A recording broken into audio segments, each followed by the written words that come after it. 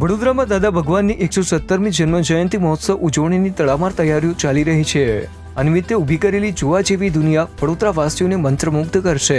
આગામી તારીખ 10 થી 17મી નવેમ્બર સુધી દાદા ભગવાન જન્મ જયંતિની ઉજવણી કરાશે, જેનો ભવ્ય શુભારંભ મુખ્યમંત્રી ભૂપેન્દ્ર પટેલ કરશે.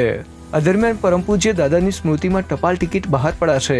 દાદા ભગવાન જન્મ જયંતિની ઉજવણી માટે નવલખી ગ્રાઉન્ડ પર 25 લાખ ચોરસ ફૂટના વિસ્તારમાં જોવા જેવી દુનિયા નિર્માણાધીન છે, જેમાં ચિલ્ડ્રન પાર્ક અને થીમ પાર્ક આકર્ષણનું કેન્દ્ર રહેશે. દાદા ભગવાનના મહોત્સવનો શુભારંભ 10મી નવેમ્બરે સાંજે 6 વાગે થશે. આ દિવસે રાત્રે 10:30 વાગ્યા સુધી ચાલનાર કાર્યક્રમમાં એક અત્યાધુનિક રોમાંચક ડ્રોન શો પણ યોજાશે, જેમાં 400 ડ્રોન વડોદરાના આકાશને વિવિધ રંગોથી ભરી દેશે. આ લગભગ 25 લાખ સ્ક્વેર ફૂટ જગ્યાની અંદરનું આખું આયોજન છે અને આ આયોજન એવી રીતે કરવામાં આવ્યું છે કે વડોદરાની જનતામાં બાળકોથી માંડીને વયોવૃદ્ધ બધાને કંઈક ને કંઈક અહીંથી લઈ જવા મળે.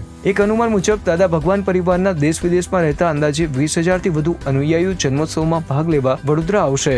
તેમની સગવડ માટે 1.25 લાખ ચોરસ ફૂટનો સત્સંગ હોલ અને આશરે 2 લાખ ચોરસ ફૂટની ભોજનશાળા ઊભી કરવામાં આવી છે. વડોદરાથી ધવલ ચૌધરીનો રિપોર્ટ. શેર એન્ડ ડાઉનલોડ કરો દિવ્ય ભાસ્કર એપ.